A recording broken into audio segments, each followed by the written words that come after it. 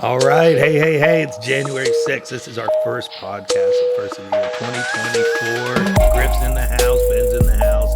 And my guest today is the myth, the man, the legend. He is the man that made Freddie Smith. I have like a little chain in that link to do it, but it is Dr. Kevin Sprouse. Kevin, how are you? Good morning. I'm great. That was a great and probably unwarranted introduction, but I'll take it.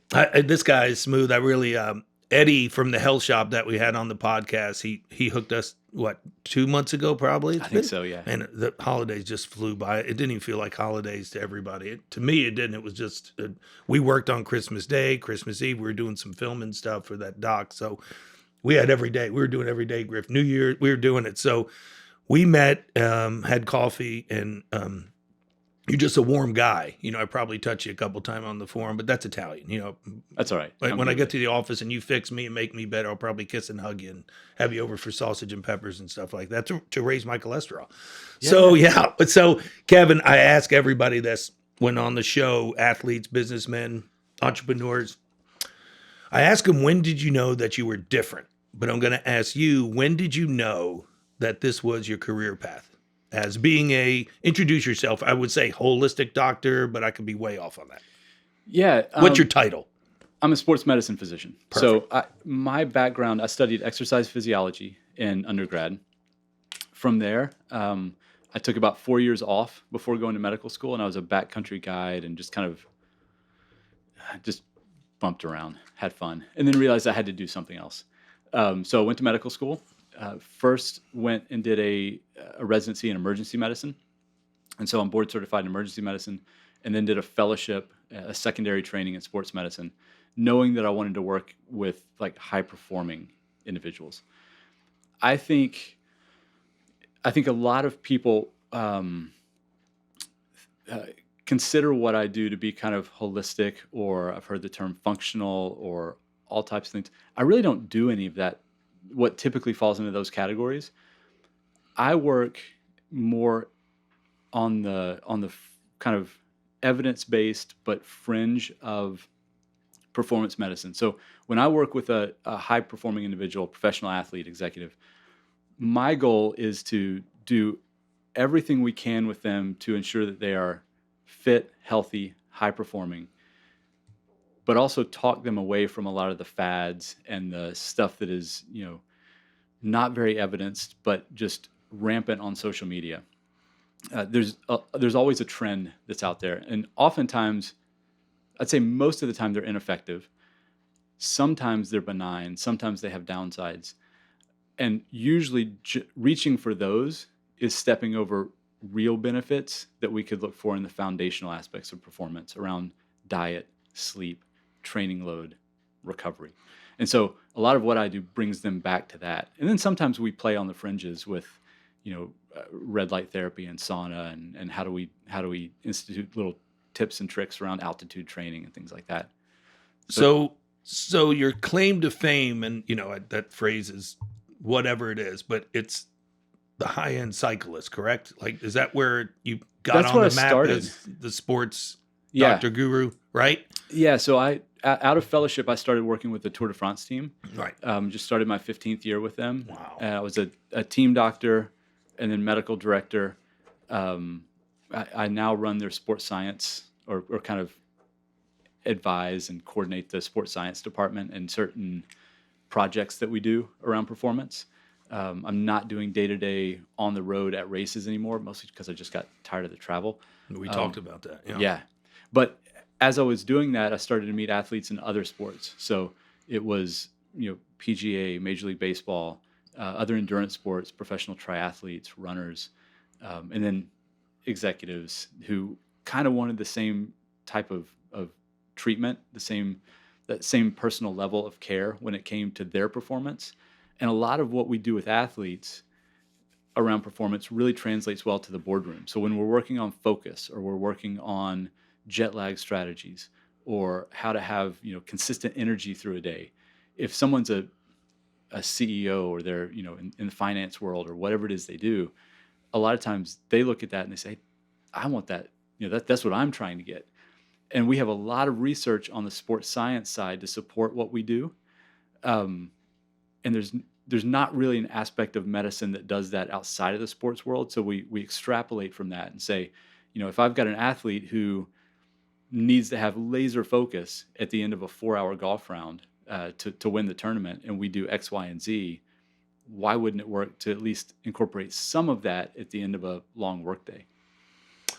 Yeah. So what I liked when we met for coffee is you try to pull things away instead of add things like low Often. test and I think I studied a podcast before we met about it's just not testosterone of like, oh, just your level of testosterone down, here's your shot. I think they talked about free testosterone and they broke it down a little bit more like you would, but you're still not you're I like where you're going with because you're like, okay, because I'm not a huge supplement guy and all that type of jazz and putting a whole bunch of things in. So you were like trying to pull everything out first. Like Yeah. you get enough sleep, what's your diet like, how you training, are you overweight, right? Is Yeah. that what you I think that's really fair. So testosterone's a good example where, right now there's a lot of guys in their 30s, 40s, 50s, older, who have lower testosterone levels and symptoms to go along with it.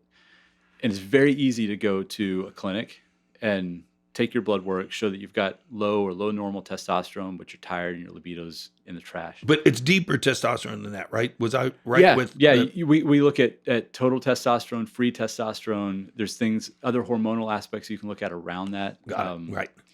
But, a lot of times none of that is even investigated. It's just, hey, you have a low number, you don't feel good, here's your cream, your shot, your whatever. My take is, well, a lot of that, not all of it. I mean, the treatment is necessary for some folks, but the vast majority, in my opinion, if you look at their diet, their alcohol intake, their sleep, they're not training appropriately, maybe not training at all of these things that set up appropriate hormone levels are just they're not being done. So adding exogenous testosterone to that mix isn't the fix. It may feel good for a little while. You probably have to up it a little later and then up it again. But if instead you say, okay, we're not going to go down the pharmaceutical route yet, we're going to really fix some of this other stuff and see how you do. I mean, in my experience, it's 80+% of guys that are seeking that kind of treatment will do well if they just clean up the basics. And the basics, I got diet, alcohol intake, sleep, and training. Yeah. And with training and recovery, kind of that balance of the two. For a lot of guys, it's that they're not training enough. They're not lifting heavy things, maybe not getting off their butt at all. For others, it's they never take a day off, right? So it can be either side of that coin. In the U.S., more frequently, it's the former. They're just not doing anything. Yeah. We're a sedentary society. Yeah, and now we get to chop it up here. I like that. It's different than the bagel shop, but walking, is that an exercise? Oh, good question. Yeah, so if you had asked me 10 years ago, I would have laughed and said, absolutely not. It is locomotion. It's moving. It is not exercise. Now I think it depends. So I went through my own health thing a couple years ago where I had a heart arrhythmia called AFib, and my fitness, I couldn't exercise during the time that I had it. I mean, you can, but with mine, I would go into AFib if I'd exercise, so it was kind of useless. Eventually had an ablation, but over that time, my fitness went to zero. I looked fine, whatever, but I had no fitness whatsoever. And when I came back, walking was an exercise. I had to walk briskly. It was not just a stroll, but I realized that I could get my heart rate to 110 just by going out, here on Cherokee Boulevard and just briskly walking. And it changed my perception a little bit. I don't think walking should be the end goal for your exercise, but there are people for whom it's a powerful exercise. And when I talk about exercise with patients, I look at three main buckets. I look at lifting heavy things, resistance training. I look at high intensity intervals, and that can be anywhere from 30 seconds up to 7-minute intervals. There's nothing magical about 7 minutes. If it's 8, whatever, but it gives you an idea. And then there's that long, slow, more distance endurance bucket. And depending on your fitness level, that endurance bucket is, if you're not real fit, you may be great in the gym, you may be okay with interval stuff, but going on a brisk walk spikes your heart rate after 5 minutes because you're just not efficient at doing that. And then for that person, that's where they need to exercise because they push harder. Maybe they're capable of running, but they quickly get into a different energy system. They become glycolytic. They're not working the aerobic component of it, the fat burning component that we really want to encourage with that type of exercise. So for them, walking is going to be their prescribed exercise until they can get to the point where they're jogging at a heart rate of, call it 130 instead of walking. So I get this question a lot in my business. I wanted to see what your answer would be with this question. What is fit? I think it depends on the person's goals. If we were to remove the individuality, then what I think is widely applicable, and this is something I love. I steal it from a couple of guys that I went to college with. They were seniors when I was a freshman. And if I'm honest, I can't even remember their names, but this left an impression on me. They said they wanted to be fit enough to do whatever challenge came up with whatever friend asked them to do X, Y, and Z at the drop of a hat. So in other words, if it was, hey, I want to be able to go hike with my friend, we want to go do LeConte, right? I don't want my fitness level to be the thing that keeps me from saying yes. I've got a buddy who wants to go for a ride. I've got, somebody who wants to Ride a bike. Got it. Yeah. Play tennis, whatever, where you can do it and your fitness level allows you to perform, not be terribly sore the next day, not get injured, So to me, and that's kind of where I am now, is I used to love signing up for races, whether it was on the bike or running or whatever. And I still think I'm going to do those. But you're a big time cyclist, right? Well, I used to do it a whole lot. You and Freddie. Freddie was on the show a couple times. He's our bike I can't guy. hang with him. Yeah. But I've You got built to a him. point. I don't know about that. I've helped facilitate a few things along the way. Modest. But to me, it's really come down to being fit is being able to do the things I want to do with friends, with kids, have the energy to do it, feel good doing it, not get injured, not be sore the next day, be able to get up, go again. And I think that is probably something that resonates with a lot of folks. But if I'm sitting and talking to a Major League Baseball player, what is fit? Well, I can define that. I can define what you need to do for your job, how we measure that, and how we know where you fall on the scale and where to tweak things. But for the rest of us, I think there's a little more flexibility. Got it. And we know that I do always like to, I address this every day with all my clients from, 76 and down and 81 and down. When they talk about losing weight and they don't understand that muscle leaves as you get older and it's easier to lose than the fat. So they don't have a metric. They don't talk about body composition. I've been, it's been around for years, but it's still the same old school thing. Let me lose weight, and they don't define weight. Let me cut back my caloric intake.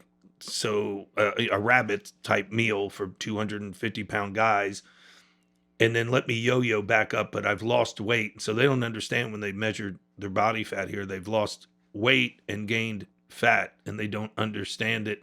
So help in a nutshell of what body composition is and why is it so important to have muscle. I know, but I want to hear from you so our listeners and viewers could, why that is important to be. I'm 231, sitting at like 18%, and I have a gentleman in here that was like a 256 at 32%.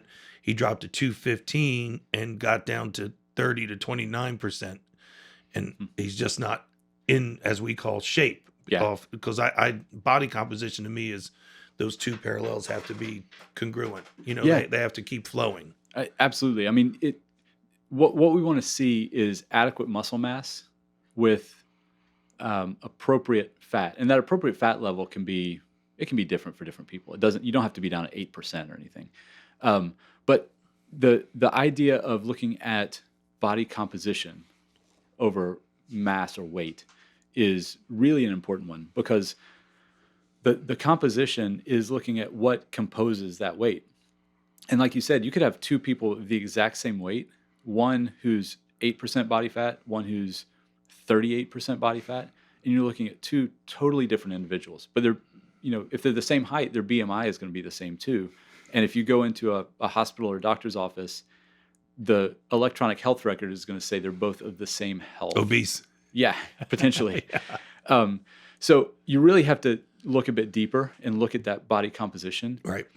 The reason it's important to have muscle, to answer your question, is twofold. One is the performance aspect of it. Being able to do those things that you want to do. If you're a professional athlete, that's making a paycheck, right? Like it's hugely important, as well as not getting injured and those things. For the rest of us, it is being able to do day-to-day tasks, without hurting ourselves and without putting ourselves in danger. And we all come up against things. You got to carry groceries in from the car. You got to walk up a hill that maybe is a little bit slick and you don't want to fall and hurt yourself. And you got to get up it. So there are reasons that you need that. From a physiological standpoint, though, like we talked about a minute ago, you and I were talking about blood sugar. Muscle is a metabolically active tissue, and it will be a main determinant of your blood sugar status. It will be a main determinant of some of the hormonal aspects of your health. We talked about testosterone a minute ago. Mm-hmm. It doesn't just sit there under the skin and move limbs and move bones. It actually does a lot on a physiological level. And so the more that you can have within reason, generally the healthier you are. Now that's a bell curve, right? I mean, we don't need to look like Schwarzenegger in his heyday. But for most of us, having more muscle, all other things being equal, is going to be better. The other thing that is problematic from a health standpoint is that you're almost certainly destined to lose it as you get older, right? That happens at different rates. I tend to think if you stay active, that happens at a much slower rate than is the prescribed one or the recognized one in the literature. But that said, we want to hold on to all that we can so that when we're 70, 80, 90, we still have some of that muscle mass. And it's a lot harder to put on then, if not nearly impossible. So putting it on when you're younger and maintaining it is really important. Got it. Wow. I like that. Okay, I'm going to put you on the spot with one. I mean, it's coming. What do you think about CrossFit? I used to say job security. Same. No. So, no, if I'm honest, yeah, I think like any aspect of health and fitness, there are good practitioners and bad practitioners. Got it. And I did CrossFit on and off with a friend a couple years ago, and more just for the high intensity component of it and to see what it was. Right? Did you like it? Some parts of it I liked, some I didn't. Did you like the challenge of it? Because I like the challenge of it. You're knowing everything of, okay, we're doing this to the muscle spindles, we're doing that, like the whole rhabdo thing, right? That's a real thing. It's a real thing. I mean, I've seen it in the hospital numerous times. And everybody just, I guess the point that I always saw, and I listened to the creator on a podcast of CrossFit, and he has his own legal team because he gets sued every day from whatever, because the plyometric part of it baffles my mind of how much that I studied plyometrics to understanding you just can't start jumping. You have to have some certain protocols and measurements, with your lower body extremities for strength, then power. Yeah. And everybody jumps on the same box, no matter what level they are. And that's where everybody starts blowing. It's like a toolbox of everything, and they just throw it. It is. To me. And what I'll say, I think one of the reasons I liked it is I was knowledgeable enough, or I enjoyed, I don't do it anymore. But Why not? I enjoyed. You liked it that much? Do you still cycle? There's a few reasons. I do still ride my bike. There it is. I do some of the CrossFit stuff on my own occasionally. Yeah. But what I was going to say is that I had the knowledge base and the experience that when an instructor said, you're going to do this, I said, no, I'm not. Right. I'm going to do this, and I'm going to do it this way, and I'm going to catch back up with you guys over here. Right.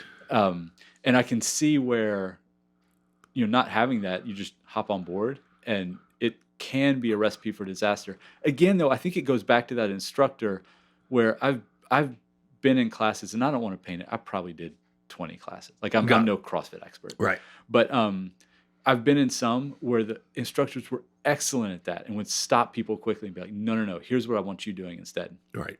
And if done that way, it can be a great tool. When it's not, it can be disastrous. I say the same though. People ask me, what do you think about chiropractic? What do you think about whatever? Everything has And a to niche me, and everything. I know some fantastic chiropractors that I send people to regularly. And I know some that are terrible. I know some great cardiologists that I send people to regularly, and I know some that I wouldn't send anyone to. Ooh. So it's not specific to the like what's being done. It's specific to how it's being done. That's a great point. I'll bring up the rope climbing thing because we just had a CrossFit guy leave here, and I teach him technique on his Olympic a little and get him stronger. Because it's all Olympic isn't supposed to be reps to failure. It's as you would know, 5 and under, the power and the strength 5 to 8 and all that jazz. But the rope climbing to me seems a little scary and sketchy because my old gym, I had a rope because one of the things my father had outside in the tree is a climb a rope. So we always climbed a rope and then went back down that way. But I found in my gym, I had to take it down because it was such a liability because everybody gets so gassed after they climbed up and they would try to come down and then hold, then they burn their hands and then let go. Yeah. Yeah. And I'm luckily that nobody actually died, but there were people that fell from a rope that was, I believe it. And that's a Have you great seen example. Oh, I ended up in Rich Froning's garage, right? Doing a the workout. guy from Cookville, right? Yeah. Which I had no business being there, but I was there with a couple of athletes I worked with. Right. It was a blast. And we did a workout, and then he started doing, I can't remember. I think he was on the bike and then to the rope and then bike rope. And we were going to jump in, and I looked at the rope and I looked up and I was like, no, I'm not doing that because I know I could make it up it. I don't know that I could get down. And that goes back to my mountain guiding days. Lots of people can make it to the top of a mountain. That's what Chewy talked about. James Chew, the guy that climbed all the he's peaks great, here. yeah. He's a super nice guy. And he goes, he said the same thing. The hardest part about climbing the mountain is the descent. Yes. And I never thought about that. But the rope thing, nobody thinks about that. Yeah. Yeah.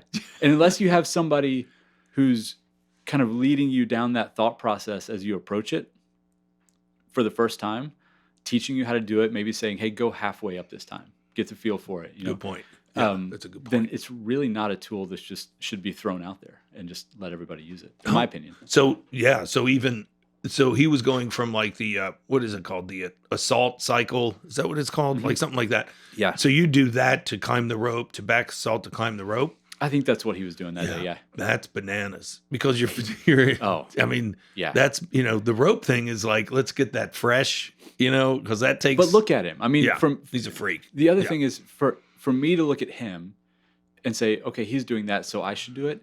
That's absolutely ridiculous. Yeah. That's why they're called novice, amateurs, pro, right? Yeah. There's categories and levels. You're right. So that's the thing with CrossFit. Everybody always asks me that. What do you think of CrossFit? And I was like, the one thing that I just disagree with, I love, getting the workouts and burning the cows and the camaraderie and team building and trusting. Yeah.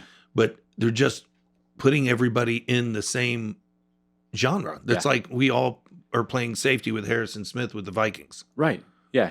It's just a silly expectation. Right. And to be honest, I recognize. So is that health? Is that fit? Or is that just these CrossFit people are probably, the CrossFit people I know are transferring some other addiction over to CrossFit, and they're mostly like, oh, I'm recovering from this or recovering from that, and then they have that because they're really addictive people. Oh, we see that in marathoning. We see it in ultra events, whether it's on the bike, running. I mean, that's a common theme that people who have addictive personalities, when they try to redirect from an addiction like maybe alcohol, they redirect to exercise. And that's something that can be a really good move, I think, but it has to be done mindfully and probably with someone else as a break on the outside, kind of helping out. Yes. But I was going to say, I really understand too that So my model in my practice is one that is hyper personal. I mean, we keep the patient list incredibly small. Um, and because of that, I've got the privilege of being able to have all these individual conversations and guide in a way that is atypical, right? And so I also don't look at the doc who's maybe trying to um, guide his patients in a similar way, but doesn't have the same setup. I don't look at that as being a failure or them being bad. It just doesn't work as well. So if I extrapolate that to a fitness setting and say, you've got a place here where you know your clients really well, some of them for like decades, right? Um, you can provide that very personal oversight and advice. Whereas somebody who says, with the best intentions and best meaning, I'm going to open up a CrossFit gym, I'm going to help people get fit. They've got people just walking in on January 2nd with massive aspirations. They know nothing about them, nothing about their physical history, mental history, anything.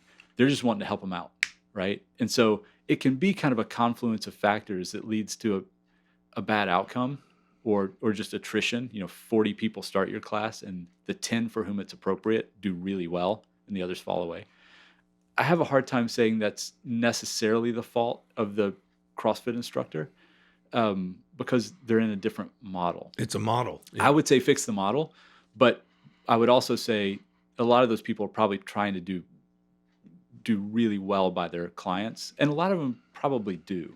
And it's not a cardio burn. They're in a lactate threshold the entire time. So I wonder if you guys ever thought about this. Hang in there, Griffith. We're good.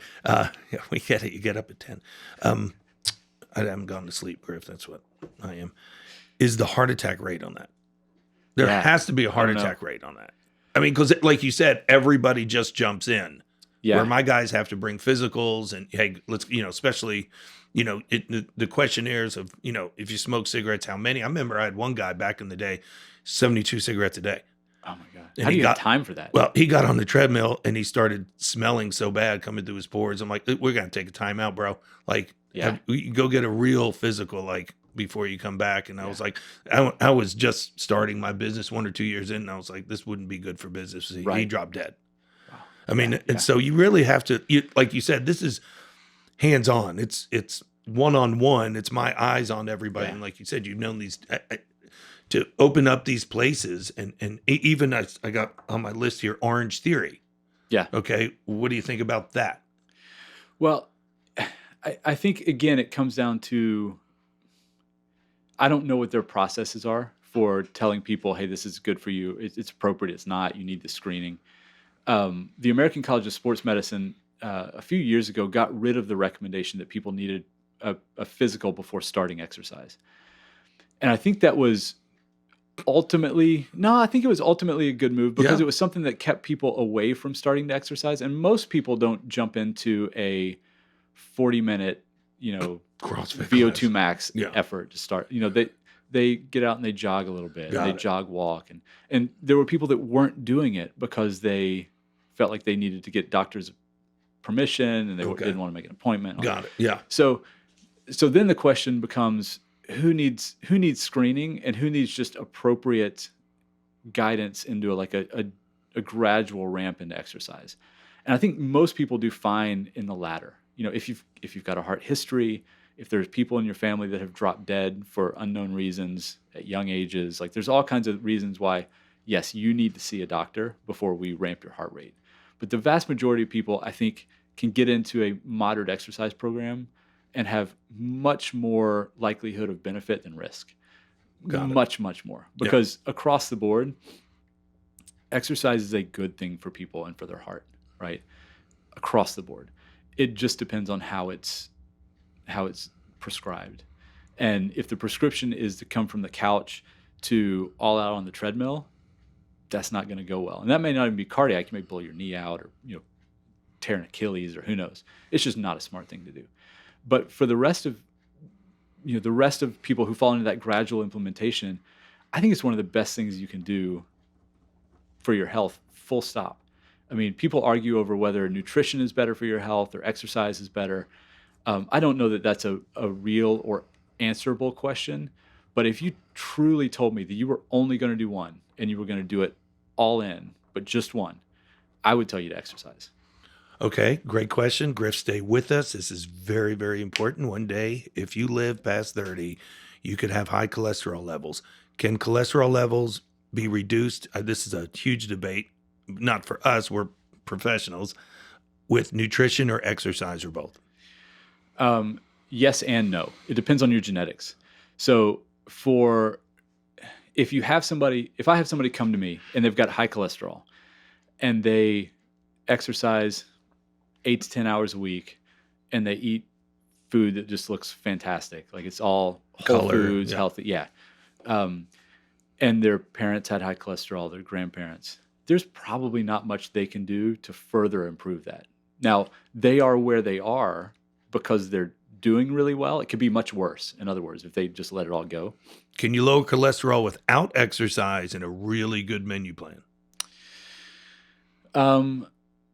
Yeah, I would say possibly, depending on where you're coming from again, though. So if you came to me and your cholesterol was 350 through the roof, and all you ate was steak and ice cream, and you smoked and you drank a ton. Is it 200 and under? Yeah, I mean there's a lot of nuance there. Yeah. So what we really look at is the LDL cholesterol, and now what we really look at What's is LDL, ApoB. Doc? LDL is the Low density lipoprotein. It's the fraction of cholesterol that lodges in the walls, is atherogenic, and causes arterial issues. We look at it now more with an ApoB marker, apolipoprotein B, which is just another test we can get. It's a little higher resolution. So I'm really interested in those, but a lot of people know their total number, which is why I throw that out there. And if someone has a total cholesterol of 350, they have a high LDL cholesterol too. I mean, almost certainly. Okay. And so if they have a diet that is just a train wreck, then we can probably get that under control or we can get it improved. It will improve if, they're Big Macs and Whoppers. Yeah. Okay. But most people fall in that gray area. They eat not great, but not terrible. They don't exercise enough. So what's the average? You just said something, 6 to 8 hours a week of exercise? That's a lot. I mean, And is that at 70% of your max heart rate? Is that what one of the formulas would be also? Potentially. So when I look at somebody's exercise load and want to see kind of what they're doing and where we want to get them, I look at those 3 buckets I mentioned. How much time are you spending strength training? How much time are you spending in a glycolytic state, Interval, high intensity intervals? Yeah. And how much time are you spending in kind of this zone 2 aerobic state? Got it. And the combination of all those, if someone is doing this optimally, is probably going to be somewhere around 8 to 10 hours a week. That's a lot for some people, right? I don't want anybody to hear this and be like, damn, I can never do that. Like, that's not attainable. Right. That's fine. I mean, if we can get you at 4 hours a week and doing some aerobic stuff, lifting a little bit, spiking your heart rate a couple times, that's massive. If you take someone, there's a fantastic study population-based study that looked at people's fitness levels. They were just looking at VO2 max, but that looks at, that metric is how much oxygen you can burn as fuel. So that requires that you have an endurance base, it requires that you have an intensity base, and it requires, because of the way that it's recorded or reported, that you not be significantly overweight, because the higher your body weight, the lower your VO2 max, all other things being equal. The units are mLs per kg per minute. And didn't Lance Armstrong, because I do the cycling, the mountain bike, and the road bike, and I like all those. I call what I have done for 33 years, even before that, and Griffith's diagnosis, doing the documentaries, I cross train. Yeah. So I love mountain biking, cycling. I could hold my own with all that. I love it, right? So, studying all the books and reading about Armstrong. Is that correct? Make sure, this was a long time ago, probably 2000, somewhere in that area. He could maintain 87% of his max heart rate for 2.5 hours. Because when you start climbing the hills, is it like the motocrossers I train where they convert muscle into energy high because their heart rate right out of the gate is already high and they could somehow do that? Yeah. Compared to oxygen left a long time ago with motocross, and they now study all that with their heart rates. I was way ahead of the curve in '99 doing that. Nobody was awesome. doing that stuff. But is that correct? Yeah, I'd say that number sounds very realistic Yeah. for somebody of his level. And what's a good resting heart rate before you wake up? What's too low? What's great? And what's high? Yeah, again, there's a genetic component here. But if you have a wearable that's tracking this, uh, generally, And if it's too high and these guys come in, I'm sorry to interrupt. Yeah. I want your plethora of knowledge because I'm just thinking we're going to have to do a part 2 because he's really spitting some nice stuff. When I had the motocrossers in for like a week, I had to rip the heart rate monitors off them because they would measure in the morning and they would know that, if it's too high, they're overtraining. Yeah. But we only would have 4 or 5 days before they had to fly back out. So I was like, don't worry about that today. Let's just get all the movements and understand so you can take it back with you. For sure. Where they were like, looked at that number and was like, I can't do anything today. I got to recover. I'm like, we don't have time to recover. You don't need to be recovered every day. Sometimes you need to be stressed, right? And so a properly built training program will have days where you are overreaching. We call it functional overreaching. It's on the spectrum of overtraining, but it is not overtraining. It is functional because we're pushing you to a point where you're not fully recovered and you have to go again so that you get stronger. So in that setting, you really want to see some days. A lot of people are familiar with Whoop, right? Which is a wearable that shows your recovery in the morning as green, yellow, or red. And it gamifies it so you want to have a green recovery every day. But if you have a green recovery every day, you're not stressing yourself enough. You're not getting stronger. You're not getting better. So what's a low heart rate where you have to be hospitalized? And is that from in shape or some vitals? No. If your heart rate is low because you're in really good shape, if it's mid 30s because you're in really good shape, that does not require hospitalization. You're perfectly fine. Okay. It's low because your heart is so fit that a single pump just rushes blood through your body and you're really efficient at taking the oxygen out of it. And that's all you need. So there's nothing we need to do about that. But if I have a 80-year-old who's never exercised in their life, who comes into the hospital with a heart rate of 35, we're very quickly getting an external pacemaker on them. And we can tell in the EKG what some electrical specifics of what's going on there. And what's too high? Well, for the general populace, like a guy that's worked out and he saw it and is like, okay, my average is 43 or 44, and I woke up the next day and I was at 70. That would be at least a yellow flag that you either train to. It doesn't mean there's a cardiac problem, but that would be a big jump. I would actually be worried that they're getting sick if it's that high, or maybe they also have a fever. So the times that I've seen people jump that dramatically, there's something else going on. Okay. But to give people an idea, if your resting heart rate is 40 to say 55, that's before your feet hit the floor, correct? You have Yes. that, you're laying Yes. in bed and you have it on and look. Yeah. Got it. Or a lot of these watches and wearables now tell you they gather that number while you're asleep, just before you wake up, and that's what they report to you. Is a healthy resting low heart rate convert over to stable and normal blood pressure? That's a good question. I would think there's probably a correlation, but it's not that tight. You can have a fairly low resting heart rate and still have higher blood pressure. That's where I am. I don't know if you saw that on that list, but No, I didn't see that. Now that is one thing that's hereditary with both my Blood pressure. Grandfathers had heart attacks in late 40s. Okay. So just give you that when we go. Yeah. Yeah. Can I ask you one question? Of course. Okay, this is a good one. Yeah, because he's so good. I mean, he's our team doctor now. He doesn't know it, but he's in the picture, with his hands behind like coaches, with the team. Is pickleball exercise? Oh, man. Can we take a break? I hate pickleball. No, there's okay. the injuries that I see on the memes. I was just like, I think it's slowing down people's function, and I do think that it's making you not stride. For me being a movement specialist, and then all of a sudden people haven't done anything for 20 years. It's almost like the CrossFit of paddle balls. That's what I was going to say. So I think if you come into it, they're going to come for me because I'm right across the street from pickleball court. I know, so right? They're coming for dangerous. me. Lock the door, guys. Ben, watch it. Yeah.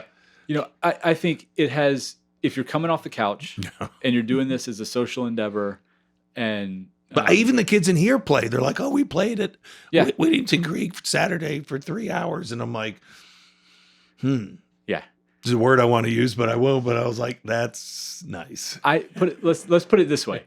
If you do it as like a fun social endeavor with Right. friends, and you do other things for exercise that build your muscles and tendons and aerobic capacity and all that, great. Rock on. Okay. Go for it. Seriously. Right? Yeah. But if your idea of a well-rounded exercise program is pickleball 2 or 3 times a week, I don't think that plays out, and it's likely to get you injured. We make a good team because he keeps it. Why do you got to laugh at that, Ben? I'm smart. I'm not as smart as him, but I go not hold my own at all. But he says it like he's so nice. Like if I said, "Hey Doc," when I go see him, am I fat? I wouldn't call you fat, but you know what I was saying. But I like it because you're such a nice gentleman. It's well, amazing. if we get the data, if we get a bod pod or a DEXA scan, we can look at it and be like, yeah, you're fat. You could go, Like hey, Petrone, here's it's the words. objective. Yes, it's right there. Yeah, I'm going to use all the words on you, Petrone, because you don't care. Yeah. Yeah. So, okay, I covered the orange. Okay, the orange theory, that's all cardio based, right? Yeah. That I know of. That's no how weights, I understand it. And they look at it and they're like, the total calories of what you do. And I was like, well, if you're doing that, you're not in a fat burning zone, as you call it. Do you call it zone 2? Is the 65 to 70%? I do, and that comes from my time in cycling. I mean, we've used two terminology for 30 years. Yeah.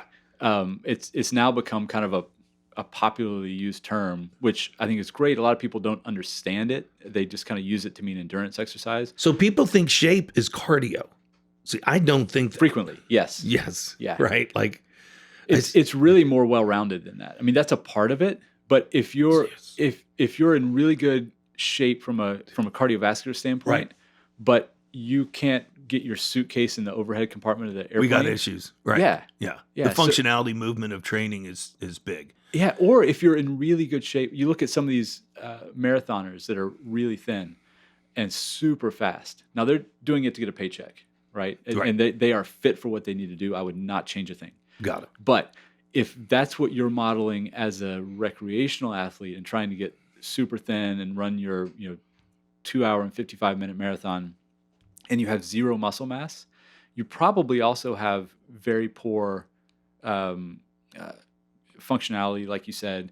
You might be setting yourself up for poor glucose metabolism and some of the hormonal issues we talked about. Thyroid may suffer, testosterone may suffer. I am on a thyroid. Yeah. Levothyroxine, I think it's at 1.5. Okay. But I don't know if that even does anything anymore. But I don't do any like tests or anything like that. You should probably follow it up. At least I would do regular checks. Just make sure your levels are good. Okay. And that's another one where a lot of people have hypothyroid, low functioning thyroid, and they have it maybe because of, or it's exacerbated by lifestyle decisions. So alcohol will wreak havoc on your thyroid function. One is you can't put weight on, one you can't take weight off. What's the hypo one? So hypo means your metabolism is depressed.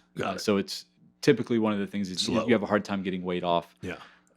People with hyperthyroid they can have a high heart rate at rest, high body temperature. They're just burning fat, can't put weight on. Those bastards.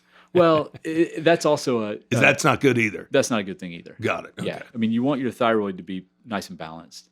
And it can happen, either one of those can happen because of an autoimmune issue. Your body attacks it. That's not because you're doing something wrong. It's a medical condition.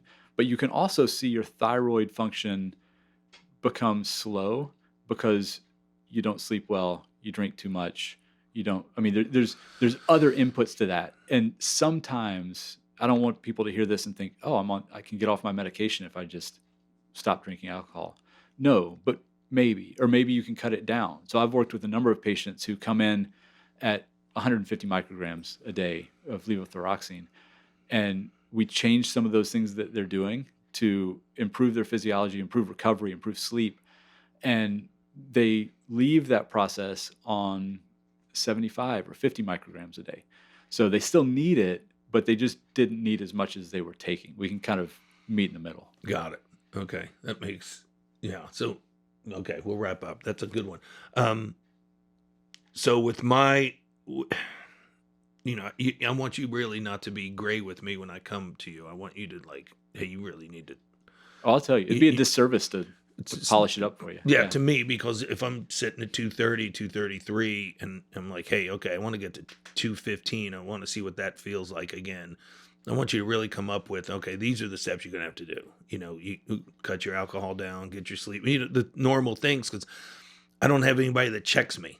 I look in the mirror and check myself, and that type, not my body, but check, was I a good person today? What did I do? How can I do that type of jazz? But not because I don't hydrate like I should. I mean, I serve others through the day, and I do a self-service to myself that's none. Does that make sense? It does. It's a common story. I mean, that's what I did for me for 12, 13, 14 years. When you were traveling?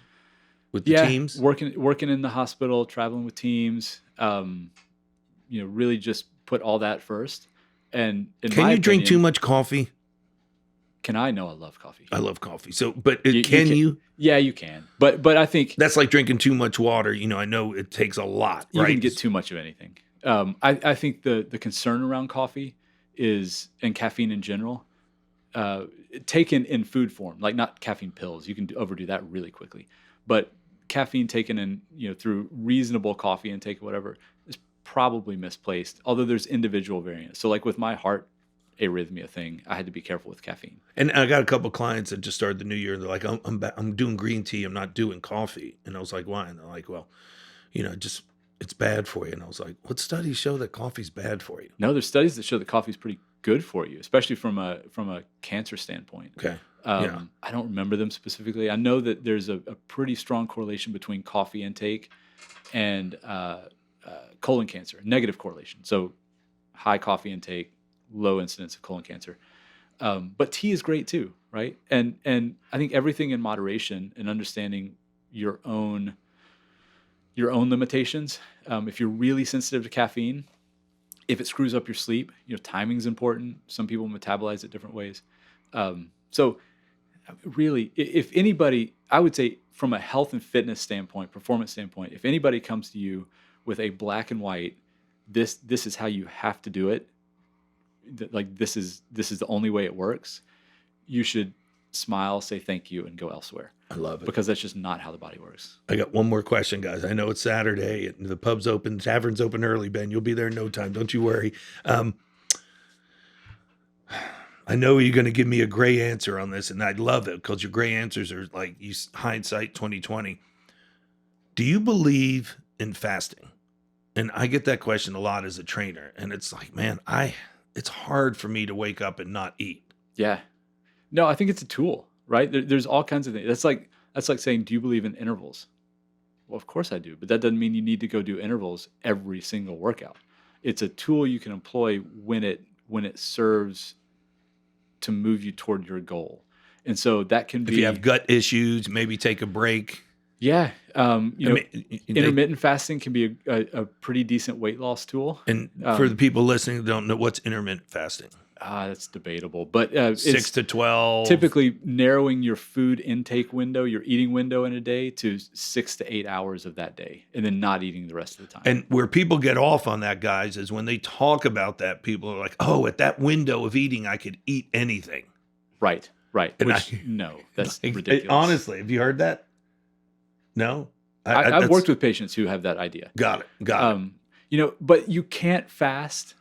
You for performance. It's not going to work. If you're trying to put on muscle mass, you got to eat. If you're trying to perform at a top level, fasting is probably going to put you at a caloric deficit, which is going to be detrimental. I say probably because intermittent fasting, you might be able to squeeze in enough calories during that time to support what you need. Right.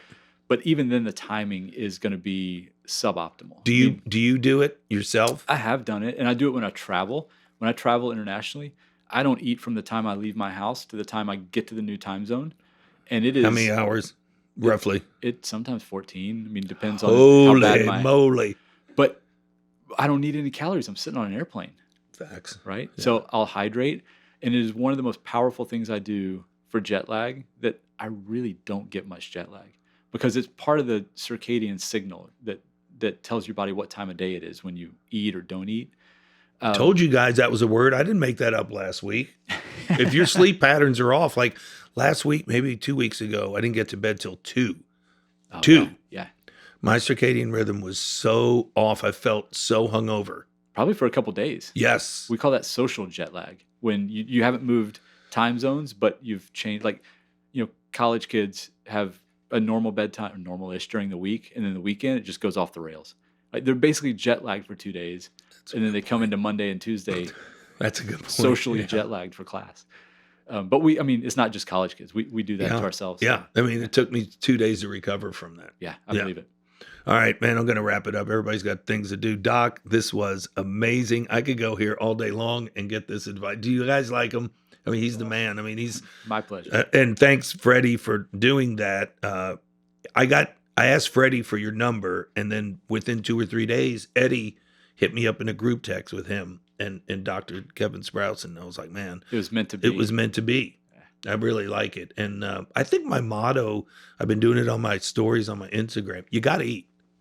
I think I want to put that on my new shirts of you got to eat, because I'm tired of all these. Even my best friend, Bruce Wilkerson, that played 13, 14 years in the league, every time he wants to lose weight, he just comes to the house and sits at the counter and doesn't eat my chickens and my flank steaks and my skirt steaks, and I have it all sitting there. It's like, no, I'm skipping dinner. And I'm like, Bruce, you're 330 pounds. All of a sudden you're gonna, 6'7", 330, you're just gonna skip. So and I'm always like, you gotta eat. Well, you boxes up, bring it down in my office. I'll gladly eat it. And these guys, I'm telling you, they could probably eat so much. Chewy, Freddie, and I'm sure Doc, they could pound food. So it's not the big guy. The big guys usually don't eat like you think it is. It's the energy output wattage of these guys, or what they do. What was, when you were in your highest heyday of cycling, real quick, what was the caloric intake that you would take in through a day? Biggest days, probably 3,000 to 4,000. But I'll tell you, at the Tour de France, we feed those guys roughly 8,000 calories a day. And they're rails. I mean, they're tiny. The one thing that I love about the Tour de France that people, I guess me just looking at it, hindsight with the scientific approach, is when Americans teach recovery, 72 hours recovery. I was like, have you guys ever watched the Tour de France? Yeah. Like, they rinse and repeat. They get up and do it right? I mean, you're there. You get a good night's sleep and some good food in you, and you can recover a lot overnight. With food. That's what I tell all the sports agents that bring their combine guys, and they look at the food price and they're like, oh my gosh. And I was like, I'm still losing money on that, but food, real good food. I'm not going to Walmart to get my chicken. Yeah. I'm going to the right places, in that one in South Knoxville. What's the name of that market? I know. Three Rivers. Yes. Yeah. That chicken last night on my story was from there, and I got some at the house. It was amazing. But that food is recovery, and people don't understand that. Yeah. It's massively important. And is it still massively important to 30, 40 minutes, get some high protein right after? But don't forget carbs. I'm tired of people not wanting carbohydrates. Agreed. Right? So I know you wanted to wrap up, so we can cut this whenever. Right, I love it. But so when we have a guy finish a stage at the Tour de France and they start their nutritional recovery, it is at the finish line. And the first thing we give them is carbohydrate, because the glycogen in the muscle is toward empty. Gone. Right? So we get them 20, 30, 40 grams carbohydrate. And what's glycogen to the viewers and listeners out there? It's stored carbohydrate. It's the fuel for those efforts that are above lactate threshold, which would be another topic entirely we won't go into. But anything that you can do, like those efforts that are less than an hour, so intervals, even longer, 20, 30-minute intervals, you're burning sugar. And so it's replacing that. They get that in. The next thing we get them is 20 to 30 grams of protein. What we want is that carbohydrate hitting quick, because your body will absorb it, just push it into the muscles. So it's a simple carbohydrate. It's sugar. What is it? I don't even remember what the Rice Krispie treat? No, it's in a bottle. Oh, okay. Yeah, liquid form. We want to rehydrate them too. Right. But it really doesn't matter. Got it. So it's that, then it's a protein, and then they shower, and then it's a bowl of rice and chicken and eggs. Then they're and ready. Soy sauce. And so, I mean, they're getting a big dose of sugar, big dose of protein, and then a meal all within 30 minutes of finishing. Wow. And Wow. yeah, so I think you've got a lot of impunity right after exercise to eat, not trash, but like that's when you eat your sugary stuff, your fuel. You get it back into the muscle. You don't spike your blood sugar at that time. You don't, and that's good. You don't, and that's good. Yeah. Yeah, That's what I tell people here, and they're like, what do you mean a simple sugar? I'm like, I'm telling you, you have to, and the science that you have to me is, different, but if you've emptied the tank, then sugar goes back into the muscle without needing insulin. And so a spike of blood sugar doesn't happen. A spike of insulin doesn't happen. There's every reason to think that there's no downstream ill health effect from that.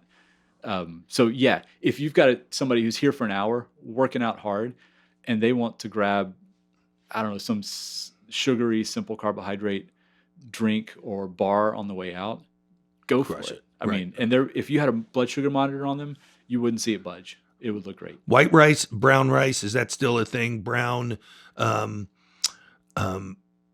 after and white rice before, or brown? I know the answer. I want you to tell me the answer. Well, I'm going to tell you it doesn't matter. That's what Okay.